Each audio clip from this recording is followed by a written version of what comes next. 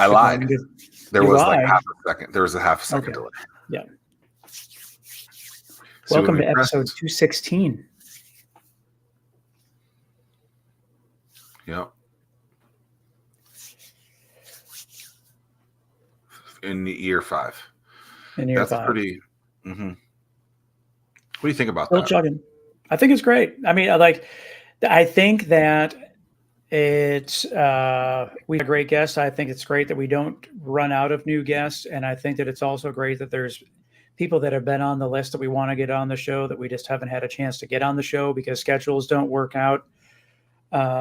So when you look at that from like a macro level, it's like, wow, there's some interesting things that are happening within the region to continue to feature so many people. So from that standpoint, I love it. So this was Tim's take, but podcast style. That's what you're telling me. Yeah, and we kind of paved the way for first-time podcast appearances. Oh, right? God. What? Yep. That's you know what? I'm going to go ahead and change my LinkedIn to say like something along the lines of that. You know, I welcome the opportunity to provide people a platform to give. Break them in for greatness. I do want to, you know what? Is there a list of all the contact information of everyone that we've ever talked to? Because we need to have this list to figure out if that is, in fact, the case, that we are the cherry popping daddies, if you will, you know? Yeah, but dude, I love that aspect in the sense that, you know, we expose, we bring to light founders from this region. I think that from that standpoint, it's awesome. So, yeah, kudos to you, Zach. You can't see this, but behind the scenes, James Doe is laughing his tail off after what I just said. So, you know, great. Tim doesn't even know what I said. It's fine. I know what you said. I'm just rolling with it. Okay. Yeah. So you guys know each other? We met at Start Peninsula. You are a recent micro pitch winner of Start Peninsula 2024. But that's it. Welcome to the show, Andrew. Yeah, happy to be here. Yeah, it's been. What year is that? So I know it's 2024, but it's only one a year now, right? We just had in March. No, I'm sorry, April. The 15th, 12th. Like what's the? This is year 13. Is it ever going to get retired? Well, I mean, the thing we're not running out of companies to feature, which is great. I think that, you know, it all depends on, you know, if we can continue to raise the funding so that we can support the program, then it will continue on. Got it. I just think about like the last Start Norfolk that I did, 2014. That's been a decade since. That's crazy. Yeah. Mm-hmm. You know, that was such a long time ago to then see this thing still That's awesome. Chugging along. Chugging along. Yeah, welcome to the show, Andrew. What are you born? Are you a Hampton Roads native? No, my one of my co-founders, Kai, he lives up here in Norfolk. Oh yeah, actually, how's it pronounced? Is it Norfolk or Norfolk? I don't know which one it is. I don't think anyone does. Okay. You know, the way that it was taught to me was that you don't drink, don't smoke, nor fuck. And then yeah. So and I the think SEC that can't come after us if that's the pronunciation is there. I mean, it's. And I think that if I remember right, I think that there is something along those lines on the stairs going up to the stage at the Norva, telling the performers, you know, the artist, how to pronounce Norfolk. We were at Harborfest, last weekend? I was looking for you, Tim, but I knew you weren't there. I was expecting to see you and the wife just jamming out. But who performed? I'll have to look at it in a second. I can't remember. Easton Corbin, maybe. I knew four of his songs, and so I actually like going into it. I was like, oh, okay, because I've been the last 3 years for the Sunday performance, and the other two I didn't know who they were, or at least going into it, I didn't know. And this year I was like, okay, I know this. I know a couple of this guy's songs. Yeah. I thought it was underwhelming, to be honest, but it was still a decent show. But he kept calling it like Norfolk. We're here in Norfolk. Yeah. I think it's just great. I love it. I love people messing it up, like it's or whatever they think it is. You know, it is. Yeah. You look at it, it says Norfolk. So, yeah. I will say it that way, clown a little bit, but. What do you think the AI is going to say? How are they going to describe this part of the? That'll be interesting. Yeah, I don't know. I've never tested that, but that would be worth checking out. The trio banter about the pronunciation of a town. Because the thing is, like, you don't ever hear anyone say Suffolk. Huh. Everyone gets Suffolk right. I wonder why that is. Yeah, I don't know. I went to a volleyball game here at Virginia Beach, and I first pronounced it as like Norfolk, and someone's like, "Oh, don't say that. It's Norfolk." And I was like, "Okay." I thought it was a friendly volleyball match, but okay, so like NAFICFIK is how. Okay. Yeah. I'm gonna play journalist here and be a really good transition artist here. So branding and naming is important. I see two names associated with what you've done: Beige and Vic. What was it? Vix. Yeah. Oh, Vix. Yeah. So, what's the difference? I know nothing about you, right? So, like, you know, other than the 7 questions that you answer on this form, what's the story behind that? Is it one? Is it the other? Is it both? Or, like, why are you confusing such a guy? Is it because you hate me? I hate Virginia Tech?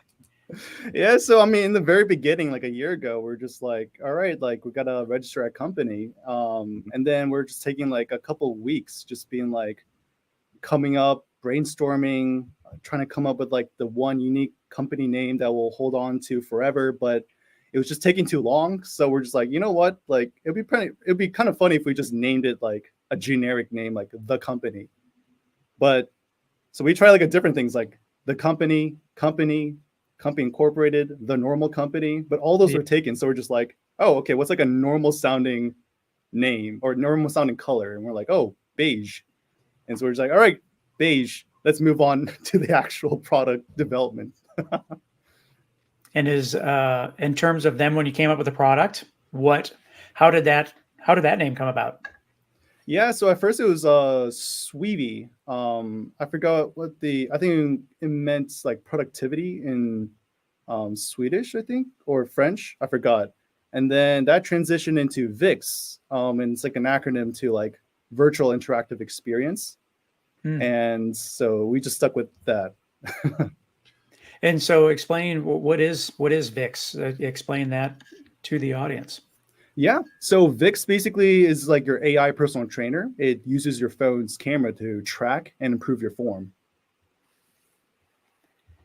And is it like, what type of exercise do you all do you focus on? Yeah, so we're right now on the app. You can do a couple variety. We have like 20 of like the most common exercises that people often do. So like bench press, push-ups, squats, flutter kick, marches, etc. And people can download the app, and the app will track your joints, and it will actually draw lines on your body so that you can see how the app is looking at you. And yeah, if you do any of the exercises, it'll count your reps. What were the workouts again? Some of them include bench press, marches, planks, plank marches, push-up, squats. And you envision these people using this at the actual gym? We envision them just like anywhere. So if you wanted to do it at home, you want to go to the park, you want to work out in the mountains, the gym, anywhere basically. The great thing about because there's enough people with those damn cameras out at the gym. It is so annoying when you. Oh my God, Tim! It is so annoying to see someone sitting there with a tripod with their thing. Oh, they set up a whole tripod? Oh my God, dude! Honestly, I think they should be banned. It's so annoying because then they like it's like, what are you doing? And then they're like live streaming in the middle of the damn thing. It's just it's then they're talking to the person while doing like I don't know. Like that's what the kids are doing these days. It just seems, as the kids would say, sus. You know what I'm saying, Tim? It's a little sus. Yeah. Interesting. The benefit of obviously people setting up tripods, just for clout and doing all these weird things at the gym is definitely frowned upon. But the main benefit of this is that, you need, in order to do like the correct form, you need some sort of third person perspective. And so while it is ideal to set some sort of like tripod or so, it's just so that, the camera can get like a better angle on your body so that you're doing the workouts properly. Obviously don't want to set it up in a way where it's an inconvenience to anyone. So does it actually help you with form if you're doing something wrong? Will it give you some feedback on how to improve? So in a couple months, we're under development for that, and we already have a prototype that we're testing internally that'll only counts if you're doing, if you're going all the way down, all the way up. It'll give you feedback being like you're not going all the way down. So in a couple of months, that version will be out. Right now, we just fed it terminal positions, and just what that means is like it only counts if you go all the way down, all the way up. And none of those like pump kind of. Are you guys physical trainers? Are you No, guys we're personal not. trainers? No. Okay, so then my question is on that: how are you determining what is supposed to be all the way up, all the way down? Because you hear things like "don't lock out," but yet Vix is saying "lock out." It sounds like. So how are you determining what's the correct distance for someone to? What's the algorithm basically of to figure out what's correct? Yeah, so the great thing about the internet is that there are professionals, people who are very experienced in this kind of sorts of field that publicly give out the information and give all these safe and helpful fitness advice. And so we reference, the most common average advice from these professionals. And the way that the app determines if you're going all the way down, all the way up, is that it just feeds it, two images, like what does all the way down look like from a personal trainer's advice? What does all the way up look like from a personal trainer's perspective? Interesting. And then like once your workout is done, is there a social aspect to that where does it keep track of your history, show progress, improvement over time? What happens with the information that it collects about the workouts that you've done? Yeah, and so like we are planning on having some sort of social features where you can like share like how many repetitions, how many workouts you've done during that day. Right now, in terms of data collection, it just will keep track of how many reps you've done. And so you can see how many reps you've done today, this week, or even like a period of all time. And also we have like these achievements, little medals that you earn from doing all these reps. Like if you do 10 reps, then you earn like a 10 rep badge. And so those kinds of histories are stored, but the terms of the social feature, we plan on implementing that in the future. Gotcha. What's the inspiration of this? Why create it? So funny thing, like we were just pivoting from our college startup idea to this one, and we were just trying to find some idea on what to do next. And then our CTO, Leo, comes in, and he's never worked out a day in his life, but he built like this prototype in a couple of days that like that tracks your form and counts your reps for you. And then Kai and I were like looking at each other, we're like, hey, like we forget how many reps we've done too. Like this seems like a cool product. And so we just after that went online, asked a bunch of people, try to get some validation, and then started from there.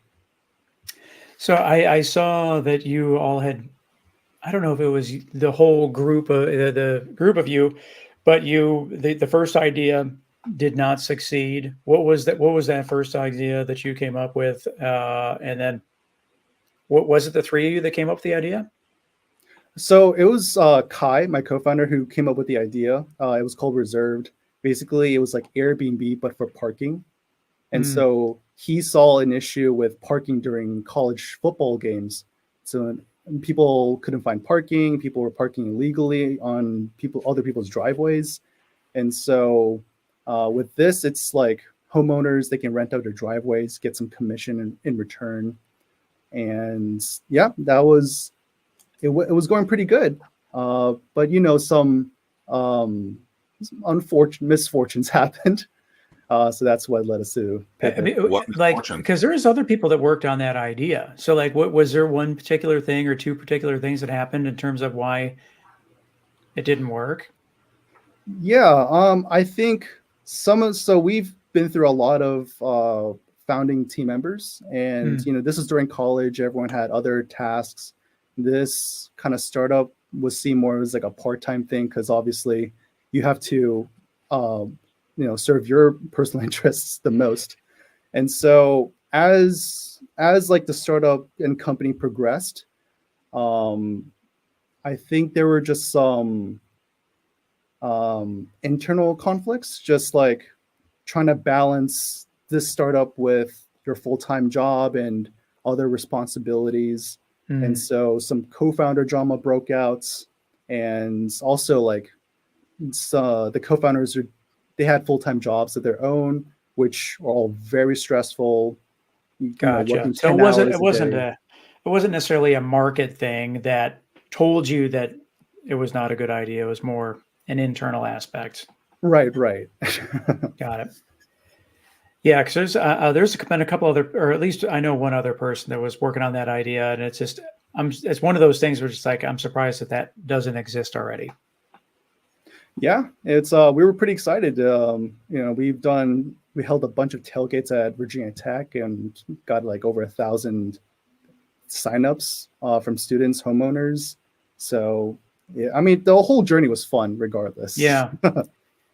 Yeah, because people were doing that like at Richmond International Speedway, like when NASCAR comes to town twice a year, and they're like, so from what I've heard, yeah, like they will rent out like places for the RVs to park, like for like the whole week. But the money that they make over the course of those 2 times, it was just an ungodly amount of money that they were able to generate from just parking. Yeah, I mean, I can share some photos if you guys want to see, like from like that tailgate event. I mean, it's crazy, and I guess with football, I don't know, is at least eight home games. I'm assuming 8 or 9. Yeah, it's a lot. College usually 6. Is it 6? Yeah. 6 to 7. How old are you? I am 25. Are you full time on this now? Yes, I've been full time, even with the previous startup. I was doing that full time too.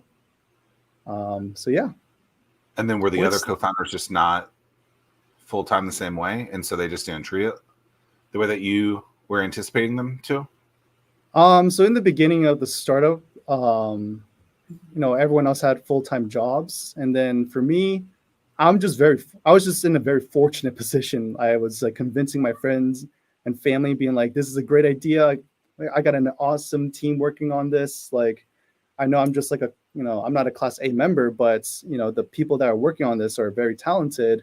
I'm gonna do this full time." And yeah, they were reluctant. They were just like, "Are you sure?" No one's like full time or anything, but I just went full time just because I felt like a spark in that moment. And obviously, my other co-founders, they had to, they don't have that luxury of convincing their families just to continually support them for years on end. So, but when this whole startup began, journey began, I think Leo, he just left his job at IBM to work full-time on the previous startup last year. He was just like, yeah, I'm just going to commit full-time. But yeah, unfortunately, the whole drama spewed out, and it's like the company dissolved. And so we're like, oh crap, he just left his job. Like, we got to keep him. Like he's super smart and valuable. And Kai, later on, he left his full-time job too. He's just like, yeah, like I want to fully commit to this. Let's do this fully. And so, yeah, eventually everyone just worked full-time on this. And I'd say it's been about a year that everyone's been working on this full-time since. Man. And so remind me again how you all ended up here in Hampton Roads. Oh yeah, so Kai, he bought a house here in Norfolk, and so we were a previous cohort of the 757 startup studios for our previous startup, the one that's dissolved. Got it. What's the what is the entrepreneurial landscape in Blacksburg like when you're going to tech? Is that something that's heavily promoted and encouraged? I'd say so. There is the Apex Center that Virginia Tech has as its entrepreneurial program. Students can take it. I know they hold competitions. They hold. I think they refurnished this one building just for the entrepreneurs, and honestly, it's like a gold haven. Like I would suggest your son to go there. Like no one's there. The the furniture is so modernized, and it's like AC is on all the time. So definitely, like, it's a sweet spot. It's a golden spot, and Really? you can enter there for free too. Like, just have a business of your own, and you can work there privately, and that was awesome. Also, they have like mentors of their own that come in from time to time to mentor other students. But I mean, in terms of just entrepreneurial ecosystem, like, if you have the time, you have a plethora of just students just you can learn from. You can ask your professors, like, as you know, your Virginia Tech students, you can ask your Virginia Tech professors. So yeah, I'd say it's pretty good in general. Would you have been a? Do you think that you would have gone down the entrepreneurial pathway had it not been for tech, or was that always just in your blood? Probably I want to say yes, but if I'm just being truthful, probably not. It was just when I met Kai and when he was starting his company, I just came into my off-campus housing. I was moving in with these people, and I met Kai. He told me what he was doing, and I was just like, huh, that sounds really fun. And that sounds like an awesome idea. So I've just found myself just helping him naturally, just pitching him new ideas, even though I wasn't even part of the company yet. Mm. And it just became more and more fun. It was that, or I'm a cinema major, so it's either that or just me, making films, hopefully becoming a director or a producer one day. But yeah, I'd say maybe it's because of tech, just because I met him at tech. So maybe. Do we need? Is there anything else about Virginia Tech that we need to talk about? Because we got to get this conversation done. Like we've talked way too much about that school. Like, let's remove it from the like. Well, yeah. Anyway, yeah, I'm kidding. I know. Yeah, I mean, one last thing I'll say is, like, they make you pay all these mandatory fees for their extracurricular activities. So make every use of tech and its resources. I think every school does that. Yeah. Unfortunately, not a lot of students actually use the resources. They just I think you can pull back, though. I think they bulk put it in there, and if you don't want to do it, you can pull it out. But people don't realize that. Oh no, they make you pay. No, well, at West Virginia, you could pull it out. You could say, no, I don't want to do that. Well, I should have gone there. I asked them, I'm like, why am I paying this? I don't even use this. And they're like, oh, it's part of the mandatory fees you have to pay. I'm like, oh, okay. Yeah, so there's like tickets to the games. There's like the rec center. Oh, for real? All those things are baked into tuition. But if you don't want to do that, you can, at least when I went to West Virginia, you could pull that out. Oh, man. Yeah, I can't do that at tech. That's blasphemy. Wow. That's ridiculous. All right, so you say you're super privileged. It sounds like I think you said like your family has helped you, support you in this manner. Is that a conversation that you have with them? Is that a pitch? Like, what does that look like? Because the overwhelming majority of people are not in that situation where someone can bankroll them. What does that kind of look like? So I think one of the things that's really helped convince them is just like the amount of hours, the amount of work I'm willing to put into this. Also just my lifestyle. Like, I don't spend money frivolously, just like, spending it on like luxury goods or buying video games. Like, it's just bare minimum food and housing. And I only just work, and I constantly update them on what I'm doing, on our progress. And I think from their end, just seeing the dedication I put in and the amount of effort I put into this, I think that's helped convince them more of continuing to support me. But then again, like, I know that that's not enough for most people's cases. So I'm fortunate in my specific scenario. Yeah,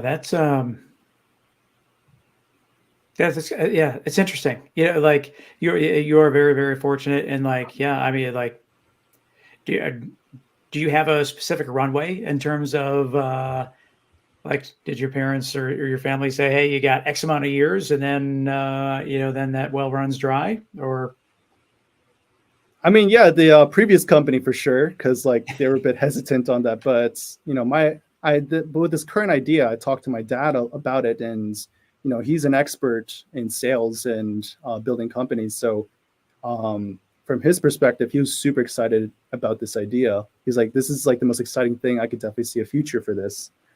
And in terms of how much time I've left, I guess it depends.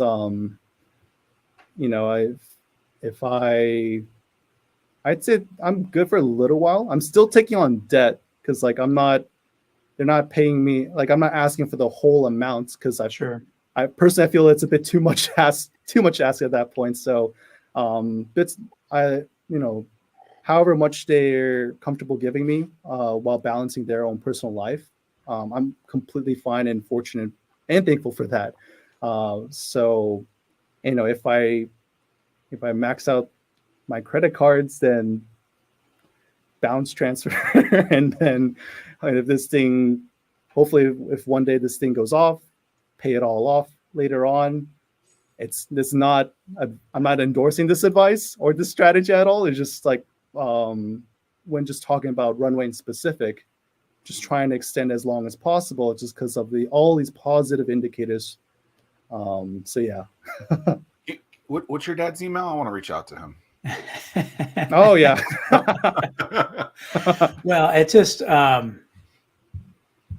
it is, now's the time, right? I mean, like you don't have necessarily a family or a house, or you in terms of like your personal expenses and burn rate are probably the lowest they're ever going to be right now. So if you're going to give it a shot, now's the time to do it. So yeah, kudos to you. Exactly. Like, it's not like my parents like really rich or anything. Like they're just living comfortably. Where do they live? So all my family lives in Korea right now. So I'm the only relative in the US. My dad used to be in Seattle though, but he just recently moved out. Okay. Yeah. So you say there's positive indicators. It's a very interesting, I hate that word. But I'm gonna use it anyway. It's an interesting industry, the fitness industry, multi-billion-dollar industry, not just with gyms, but people buying fitness plans. We talked earlier about Strava having their own fitness plans and plenty of different training plans on there. But I'll tell you this, one of the most interesting things is I started more seriously weightlifting maybe 2.5 years ago. Mm-hmm. And I followed a plan for a while, and I felt like I would see the gains that people talk about. The gains being getting stronger. Tim's done this with running, right? I'm sure you've seen it with the hydro as well, the rowing machine. And you do it longer, you start to see progress. The one thing that's very interesting to me, difference between maybe running, triathlons, and weightlifting is, I think you can kind of look at the endurance stuff and say, okay, I feel like I'm getting better because of this. And while that same aspect of that is in, the weight room, you don't know if you're actually doing the moves right, like ever. And I actually thought about hiring a personal trainer just to say, hey, look, like, is this the right way to do a bench press? Am I doing a lat pull down the correct way? Because you can watch it on YouTube and it seems like it's okay, this is what you're doing. But then you see like certain guys go in on some of these videos and they're seeing just like this little piece that's like, oh, you're actually not using your back, you're using your biceps because you're doing it like this. And so the fact that something like this could come full circle and help people in that way, hopefully not at a gym with tripods and cameras out like that. But it's an industry that I think is primed for that. It's just whether or not adoption comes through, because I would be willing to bet that 99% of the people at the gym are doing at least one move incorrectly. Yeah, it's I don't know if there was a question or a point to that. It was just saying that like there is most people don't know what they're doing, myself included in there.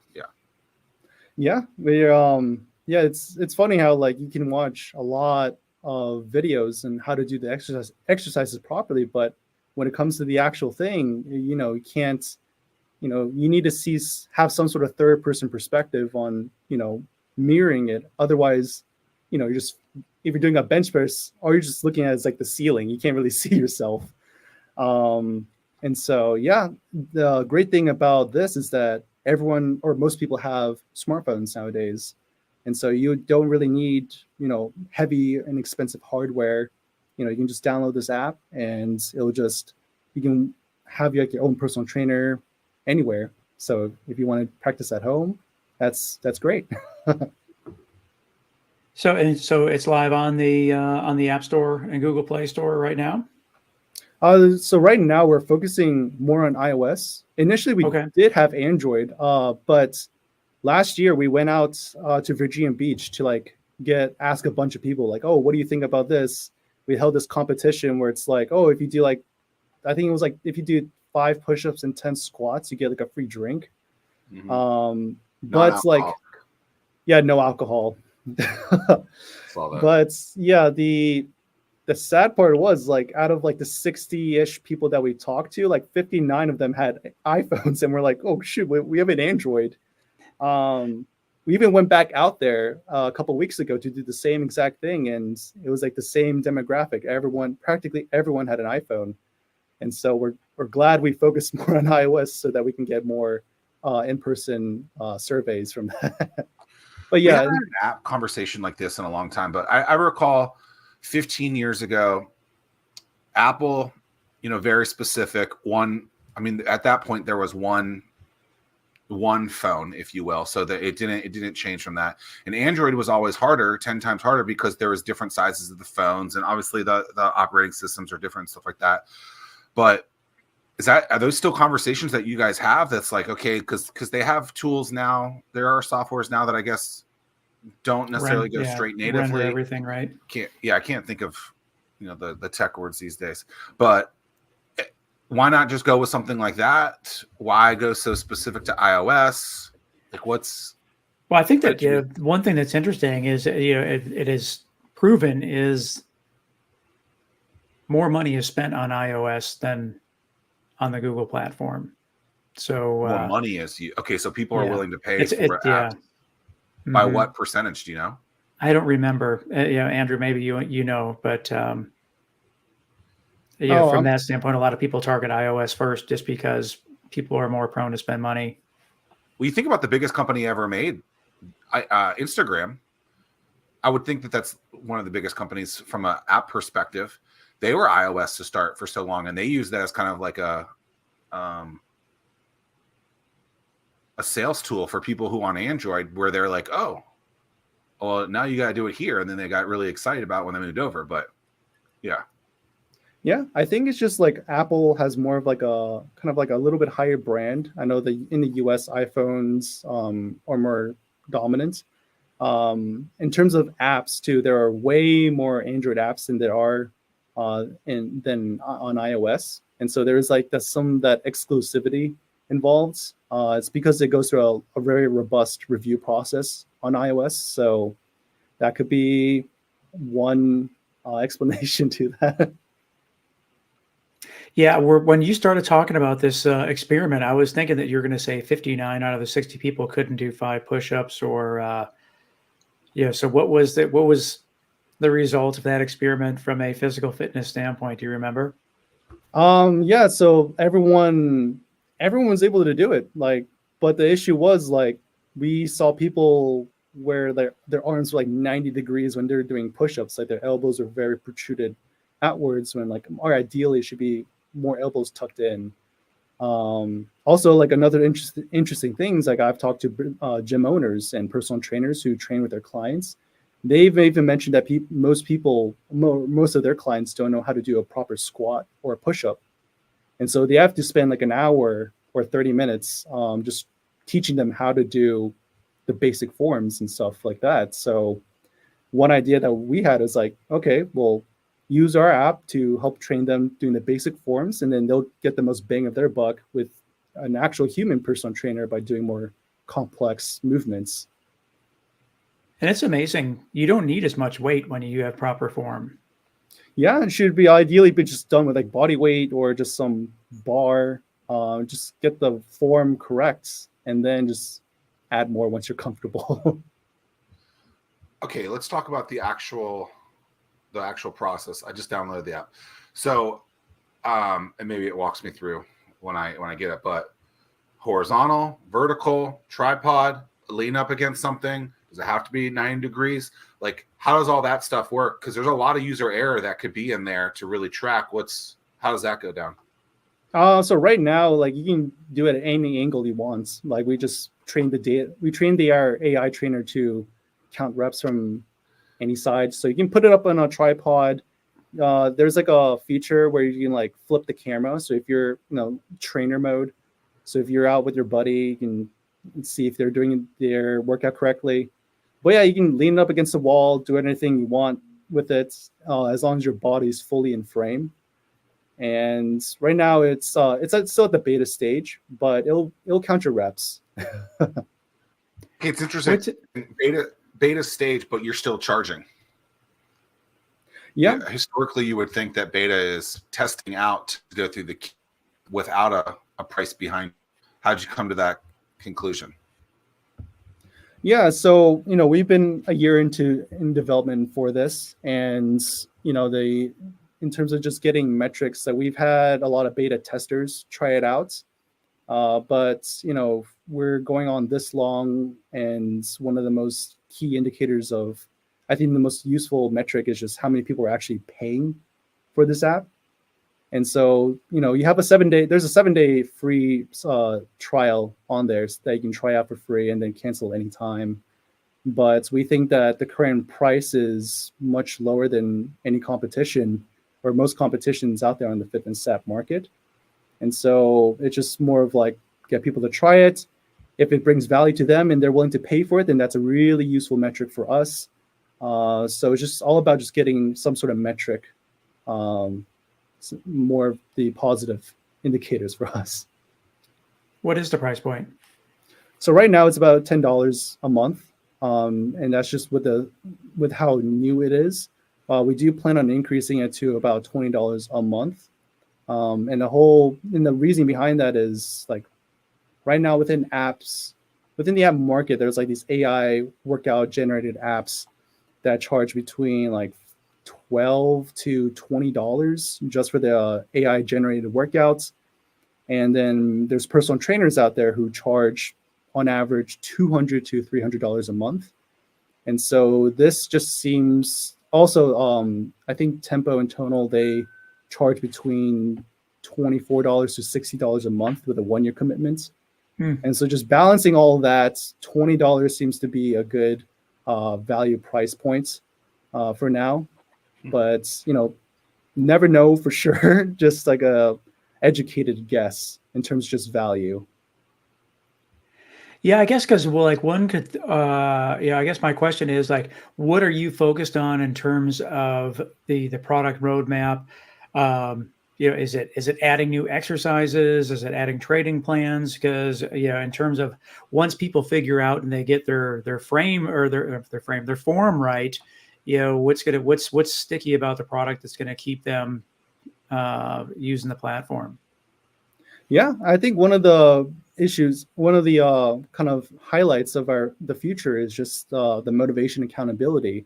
We've talked to a lot of people and just had a lot of casual conversations with them, like about like what helps them in their fitness lifestyles. And it's just like proper form is number one, motivation and accountability. And so the way that we plan on to retain users is like reward them and and also having just really good statistics just to show them their personal KPIs that they've had over the past journey. And so we also, this is kind of like an idea that we've had, but like hold competitions, partner with like health and wellness companies so that users can participate and potentially win like prizes on like a frequent basis. Mm-hmm. And so, but just right now, just having the core product, the accurate form tracker and rep counter, just building on top of that, we can be very, we can do a lot of branches off of that. But basically just like copy what all these other fitness apps are doing, what's popular, what's working for a lot of other people. Well, even And like I think that Spotify was really the company did it first, just the annual replay or whatever the heck they call it. Yeah, and so many other. I mean, Strava then did your end of year recap thing. But that stuff is super popular and powerful in terms of like you did X amount of push-ups and squats this year, kind of thing. I mean, it's pretty cool stuff. Yeah, and it's also good because like once we fully implement this trainer, every push-up that you do, every squat that you do, they're proper form. So there's also that aspect to think about. It's not like you just did 15 push-ups, you did 15 proper push-ups. And there's also that achievement to be proud of as well. I'm looking forward to doing the Juicy Peach challenge later. I'm not sure if you're familiar, Tim, but that's a challenge on the Vix app that I'm pretty damn excited about, to be honest. I don't even know what it entails, but is that a squat thing? Nothing like a Juicy Peach. To round out the gluteus maximus with squats? 20 squats, 20 lower body bridges, 20 I'm not doing this. I hate lunges. Nope. I'm done. Don't you want a Juicy Peach though? I want a semi-juicy peach, I guess. A little bruised peach. I'll take a bruised peach. Yeah, That's really cool. The worst exercise, the worst calisthenics, the worst thing. I despise a lunge. It is literally the one thing when I see it on a workout, I'm like, oh, it is the apps. I hate them, Tim. They're tough. They're tough. Yeah, I get it. And then there was one recently where it was like have the barbell on and do a lunge. I'm like, oh God, it's terrible. Oh yeah, any cardio exercise that kills me. It would be interesting. Like, do you all collect data on like what exercise has the worst form across the board? Like, I would imagine like the number of people that could do like a proper pull up or chin up, is probably like close to zero. I mean, it's just. Yeah. So right now, the only data that we really collect is like people who sign up using like the login, and then we can just see how many reps one anonymous user has done. So when any user downloads the app, they're anonymous. Like we cannot tell who you are, but we can see how many reps you've done for a particular exercise. But that would be cool, just like seeing on average like how many people can really do a push-up or a squat or a pull-up. One interesting thing that we found when we did an experiment out on Virginia Beach a couple of weeks ago was like, can people do 10 push-ups exactly? And I'd say like a little over half of the people like couldn't properly count to 10 push-ups. I think it's like because they're too focused on achieving proper form. But that was an interesting thing to discover too. Well, yeah, workout brain is really that's something. I mean, like I know, like for me, from a running standpoint, doing long runs or just whenever you're just totally exerted, like remembering laps, reps, segments. I mean, it's really, really challenging. Yeah. And I know like the popular belief is like go until failure. This is just to save people time. Like you don't want to go on forever. So if your personal PR is like 30 push-ups, then do 30 push-ups, be done with it. Know that you did 30 proper push-ups. And yeah. So do you, what do you think? Like, can you put AirPods in and you have like a David Goggins encouraging you to knock out a couple more reps? Or is that something potentially in the future that you can do to keep the motivation going forward? Yeah, the funny thing was, like, since you mentioned that in the beginning, we're like, wouldn't it be funny if we had some sort of like AI David Goggins just roasting your form? Just like absolutely just shredding you.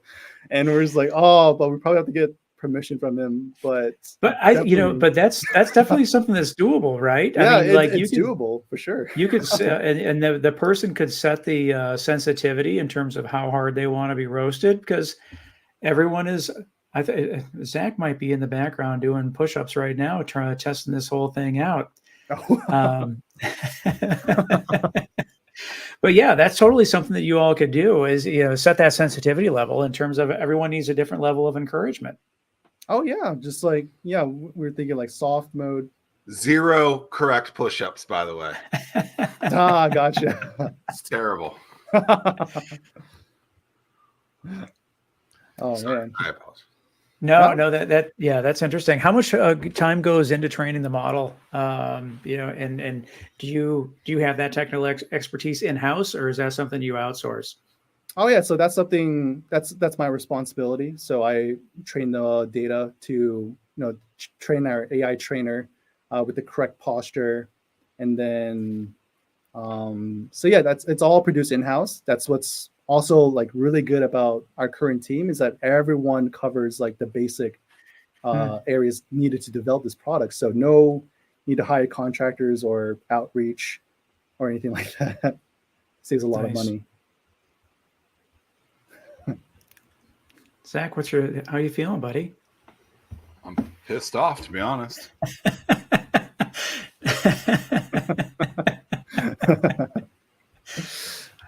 Yeah, but it's like, the current AI industry, it's like a boom like these days. Like I've heard people ask like how are you sure, the questions like, how are you sure like you're on the right path and everything like that. But you just see like on the news, like NVIDIA's CEO just coming out with the new Blackwell chip, and then Google coming out with Gemini. Also, did you know you can win a DeLorean if you win Google's Gemini API competition?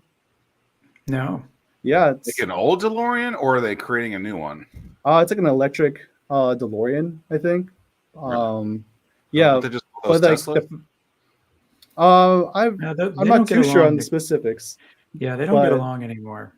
Yeah, but it's great how everyone's focusing on the AI. Like that's how heavy they're focusing. They're holding competitions, all the news, the boom, AI trends coming out. So I'm just really excited to see what other AI products are out there. Yeah, I'm still just thinking about how I didn't do a legit push-up, so I got nothing else to say. I mean, it's wonky, and I feel like I'm doing a pretty good push-up here. I feel like I'm going pretty low. What else do you want me to do here, Andrew? Like, I'm throwing in the red towel. I'm not happy about this right now. So, gotcha.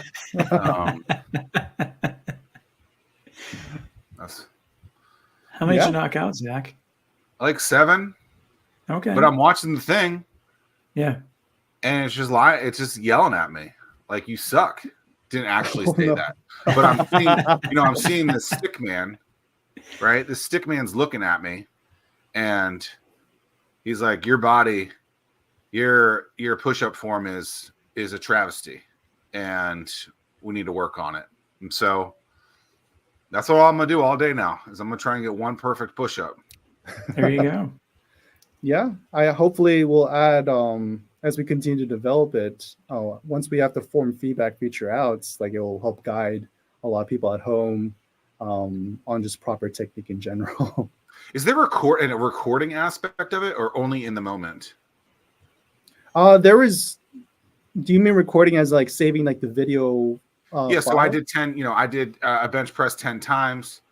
I can't be looking at that while I'm doing it. So what does that replay look like?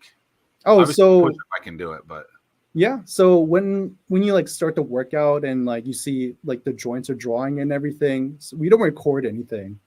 That's one of the highlights. So versus you like recording yourself, uploading into some sort of server, and that analyzes your form and it gets back to you. We do it all live, and that's the most complicated part about the algorithms because it's doing a bunch of like thousands of calculations every single frame. So there's no need, that eliminates the need to record, upload. You can just get it there right on the spot. But how am I, if I'm doing a pull-up, Mhm. how am I seeing my result? If I'm doing a bench press, how am I seeing my result in real time? So for now, the results will just be if you did one rep. It'll just say you did a rep. It won't Yeah. show you where you actually. Okay, I gotcha. Yeah, in the future, yeah, that's definitely, we have the capabilities to do that. It's just the It's like resources. just like to But you pivot don't to know your where camera you're roll, screwing or up. Oh, sorry. You don't know where you're screwing up. Oh yeah, I guess if you like do an attempt and it's not counting the rep, then that would just be an indicator that you didn't do it ideally. Right, but you don't know what ideally was wrong. Right. But I mean, the way we're working on a architecture right now that allows like the phone to give you feedback verbally. So we just set, some more parameters, and so now it'll be like you're not going down low. Your elbow is too high. It's not going down low enough, and so we're setting up the architecture for that right now. Okay. Yeah. Yeah, there's a lot that goes into it, and it's a slow start, but once you get the framework in place, then things will pick up speed quite a bit and grow exponentially in terms of how smart it becomes. Oh, exactly. Like Leo, oh my God, he's super smart, and he's just been cranking out like the coding, the back end aspect of it all, and it's just like, man, a lot goes into it.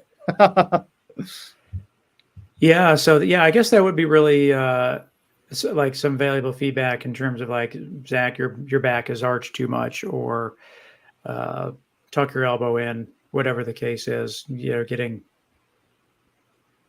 on the spot feedback or instant feedback. Yeah. Mm. Yeah, because otherwise you just don't know what went wrong. You just know exactly. that went wrong.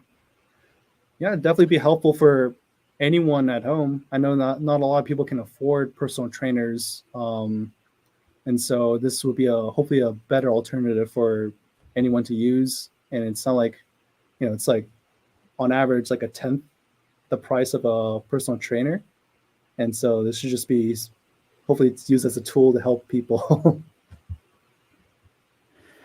Yeah, I think that, and it's a great, at least the way that I think. Like I like if you all focused on the core of, these are the core exercises that you should master before getting a gym membership or hiring a personal trainer.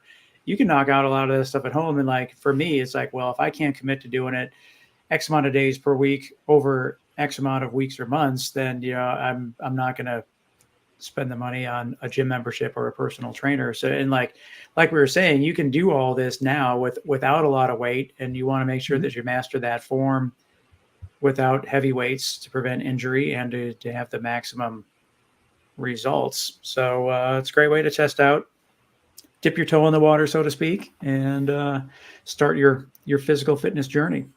Yeah, exactly. And another exciting thing is just like, what has changed in teaching fitness since like back in the DVR days. It's like you see a person on screen and you follow along with them. Who was that guy? Billy Blanks? Was that his name? Right. That was also not teenage. That was also Mighty Morphin Power Ranger. They're like, you obviously don't. Yeah. So it's like the technology or the method that people learn fitness, it hasn't changed in a really long time. And so this could be a pivotal moment to hopefully make it widely available for everyone. I know Xbox Connect did something like this for everyone. But yeah, back then you had to actually buy like the hardware and everything. But now like everyone already bought the hardware. You don't need to buy anything else. Wow, that's really interesting. What's that? Did you say you don't work out? Oh, me? Yeah. Oh, I work out. I try to. I thought you said that earlier that you hadn't. Okay, I apologize. I gotcha. I just thought that was going to be hilarious if you didn't. That would be funny. Tim? I don't know. I lost my train of thought. I apologize. No, that's cool. You're having fun though, Andrew? You and the team, you're having fun with this journey? Oh yeah, like I'm very fortunate. Like my team's awesome. Like we met each other since college. We've known each other for about 5 years now. And you know, Kai, he's super talented, super passionate. He has that strong entrepreneurial spirit. And Leo, he's very fierce at what he does, but he's also very kind and humble at the same time. But you know, it's funny. He comes up to me. He's like, "Oh man," like when he does these fantastic accomplishments, like from the back end side, he's like, "Oh yeah, like I just did it," and I'm like, "What?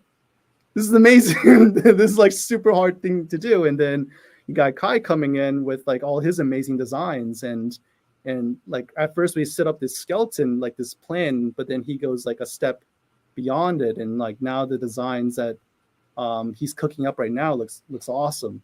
And so just having that mentality, having people willing to do this full-time bootstrapped, you know, with like very little revenue coming in, like it's just awesome. I'm very fortunate to have like those two as my co-founders for sure. Yeah. I do hear that that you guys hustle pretty hard and put a lot of hours in. So oh yeah, like the assembly, like the startup studios, they're like, "Oh yeah, 24/7 access." And I'm like, "Sweet. They got showers, they got microwave, they got electricity and Wi-Fi, water, unlimited coffee. That sounds good." And so whenever we can, we just sleep here and just sleep, work, and just having that hustle culture. And I don't, you know, again, we're just full time, so we have the luxury of doing that. But yeah, it's awesome. Well, and like the thing is, if you guys are doing 80-hour weeks, and you compare that to someone doing a 20-hour week, you're going to get there 4 times faster than they are. So I dig it. Yeah, for sure, definitely. And at first we're just like, you know, we're trying to be more stringent, like more strict on like hours. We're like, we have to work more than a full-time employee. Like, doesn't make sense that we're founders and we're working less. So yeah, definitely the balance of like, you know, even if you work like 60 hours a week, but you're not being efficient, then that's just, you know, at the same time, that's not good either. Yeah. But yeah, definitely what really helped us is just clear communication. I think back before Reserved, one of the main mistakes that we made was like, we would do like these daily stand-ups. Our tasks would be very vague. And then like everyone just dispersed, and then no one knew what everyone else was doing. And so tasks would collide. Like some people would be doing the same exact thing as the other. And then the deadlines were getting so long. So yeah, now like we're all very communicative. We separate, you know, personal versus business, right? Like this is our company too. So if we need to be kind of fierce, then we have that business conversation while being respectful at the same time. So yeah. So what you just worked 10, 12 hours. You got a shower at assembly. You're going to go have a celebratory dinner. Where do you go to? Where's your go-to spot? What's the first thing that you're looking to grab off the menu at your favorite place? Oh man, favorite place, Walmart. Just like Kai has a barbecue like kind of place at his place, so we just get a bunch of meat from Walmart and just have a huge barbecue with corn, potatoes. I love it. But restaurants are too expensive, like the taxes and tips, and just like, oh my, we don't have that kind of money. We're bootstrapped. Let's go to Walmart, buy some meat. And, I love it. Yeah, much cheaper. We heard a lot of answers to that. Yeah. Wally World was not one of them that I ever anticipated. I love it. I think that might be my favorite answer, though. It might be my. Yeah, it's like it's so expensive. So like, if you can do it yourself.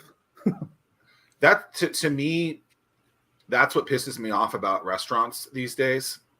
And it's like you go somewhere and you look at the cheeseburger and it's $18, and you're like, I can make 10 of those for the same price. And it's just like, what are you guys doing? Like, why do you think this is okay? Like, you're using a half a potato that costs me 30 cents, you even less, 8 buns, you're using really low grade meat. So it doesn't even matter. 80/20 is $4 a pound max at the, it's probably $2 or $3 if there some restaurants coming in here yelling at me, Zach, that's not how the numbers work. Look, I think anyone that understands math can do that calculation. They have the Walmart grill that they got for $40. They could put it's just obnoxious, and I really hope that restaurants understand that their food, if it's going to be that expensive. Actually, someone the other day said I went somewhere and I had a $22 cheeseburger, and it felt like it was a $22 cheeseburger. They felt like it was actually good. I don't know if there's such thing. I don't even know. I don't like to pay $22 for a steak. Man, I remember when McDonald's used to have a 99-cent cheeseburger, but now it's like, oh my God, I can't even afford a cheeseburger Bell's now. dollar menu was $3. Right? Their whole promotion is like everything for $3. I'm like, the Arby's 5 for $5 roast beef sandwiches. Man, that was the thing back in the day. I used to that. Well, like I don't know, man. Like, is it a thing? I was traveling back home last week. I stopped. We were in the airport. That was the only option for us to eat. We were at the place that likes to say my pleasure with everything. Mm-hmm. And we go to pay, and then we see the whole flipping of the. They're doing that crap now too. Well, that's my question. Oh I'm God. just like, when did that? Are all of those now a tipping thing, or was that just there? Because like, when did tips go from 25, 30, 35 to, I mean, it's just like, you suck as a server and you want 30%. Like, look in the freaking mirror, kid. Yeah, that's when you look for the other option. But Andrew, I'm like, to always be huge. That was like a really good tip, and now all of a sudden you're doing less work, and you think you deserve more. Yeah. I mean, Andrew, I'm like you, man. I no kidding, either eat leftovers or peanut butter and jelly sandwiches for lunch 4 out of 5 days a week. Dude, I will yummy down on peanut butter and jelly, man. And I think that's what I'm going to do today. I'm like thinking in my head, what am I having for lunch? And now I'm like, okay, like it might be that PB&J. I haven't had one of those in a while. Yeah. Occasionally have on a hamburger roll, by the way, because you know what, you don't need to buy bread if you got you got hot dog rolls. Yeah, for sure. Yeah, definitely. When they have like big events here, like there's a wedding that happened, I asked like the caterers, hey, can you leave all that food here?